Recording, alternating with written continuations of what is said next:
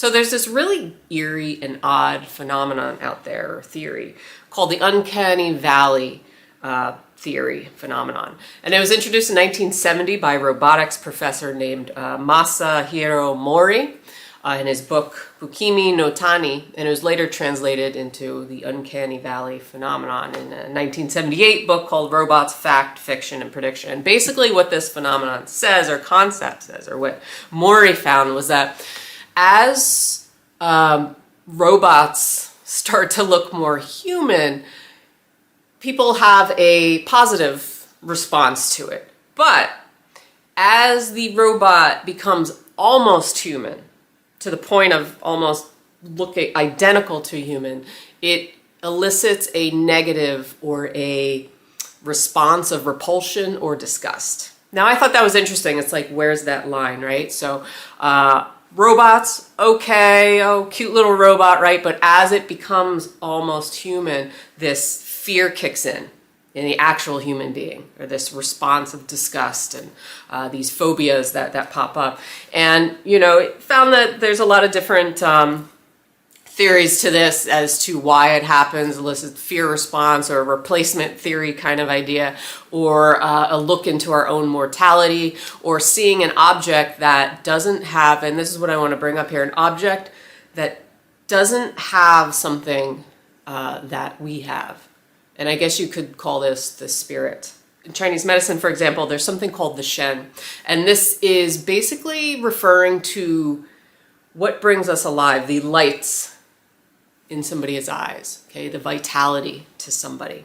What differentiates us from a robot or artificial intelligence, right? And I thought this was kind of a trending topic because artificial intelligence and technology is accelerating so fast, where it's really, everybody seems to be using AI, right? And just years from now, it's going to just be taken over.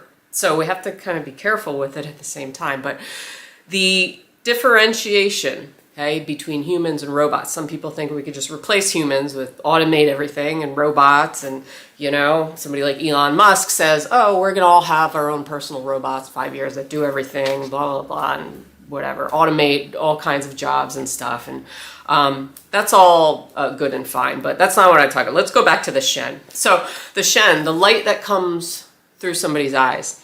Now, there are people who have dull Shen, don't have Shen. It's like nobody's home. The spirit is not home in their body. You see this with sociopaths. You see this with serial killers. You see this with the narcissistic stare, if you've heard of that. People are basically vacant, right? When you look into their eyes, nobody's home. They don't make eye contact. There's no light in the eyes. Some people have very dark eyes, especially now. You'll see out in the world, there's a lot of people who there's no Shen. There's nobody home. The spirit has left the building, okay? And this can relate to people who are also, you could say, oh, an evil entity took over them or something. But why did the Shen leave? Why did the vitality in somebody, the light, the radiance in somebody, why did it leave? Okay? And there's a lot of different reasons for this. Could be trauma, certain things that pull the vitality out of some spirit out of somebody. But it's also somebody who's not walking their own path, okay? So living your life for other people, living your life walking through other people's doors, doors that are not your own, okay? So, this is what I wanted to bring up today is, what makes you you is the vitality, is that Shen, is that presence that you have in your spirit, right? And a lot of things can pull that out of us, right? We know this. A lot of things can be soul-sucking, I guess you could say. But it's this gentle awareness of what makes us us, what makes us conscious, what brings us alive physically, not just physically, but emotionally, spiritually, metaphysically, whatever you want to call it. So, a lot of people forget this simple concept of one thing: heart and mind coordination, heart and mind unity.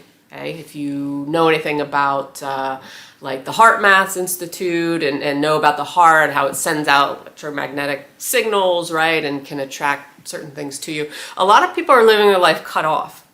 And, you know, I've talked about in a lot of other videos and a lot of other, you know, religious concepts or philosophical concepts, talk about like this being in the middle of the road, this center point of groundedness between above and below.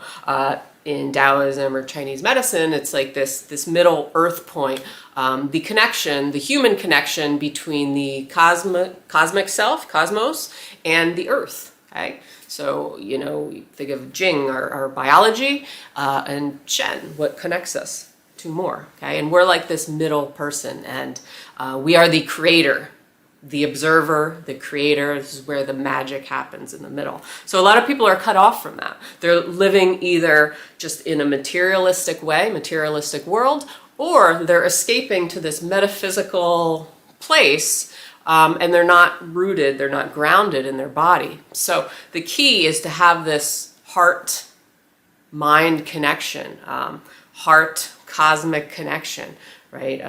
Earthly, materialistic, and cosmic connection.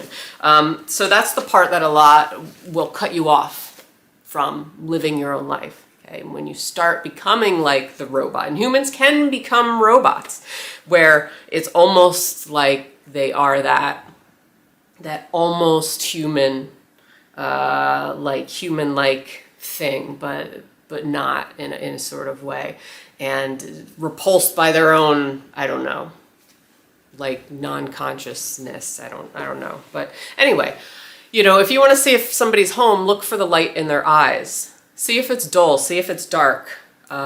See if they're present when they talk to you. A lot of people have radiance. Their eyes sparkle. There's a light that comes out, and it's not a very like literal thing. It's something that you have to kind of like feel into or see into, but you will see it.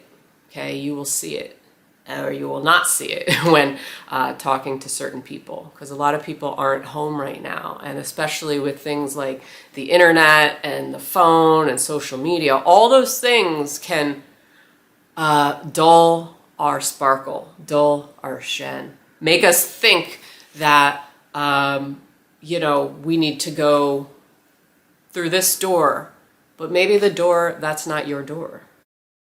So remember this concept and always listen, always be in that middle point to know that you are grounded on earth, but you're also connected to the universe. You're a microcosm of the universe. You are the creator in your own life. You are the creator in your own life. So don't think that you always have to walk down somebody else's path, okay? Because that's going to dull your sparkle in life. Do things that bring out that vitality in you, that shine the light through your eyes. That sounds like a sermon, but it really is true. The things that make you sparkle. Let's put it that way. Do the things that make you sparkle in life, whatever that is. If it's playing, doing something childish, if it's, it doesn't matter what it is. The things that bring that joy out of you, that bring the sparkle out of you, because that's going to lead you down a more aligned path for yourself, aligned road. Even if it doesn't make sense now, you're like, oh, this is stupid, but I really enjoy doing it. That is going to open a door possibly for something else to come into your life, okay?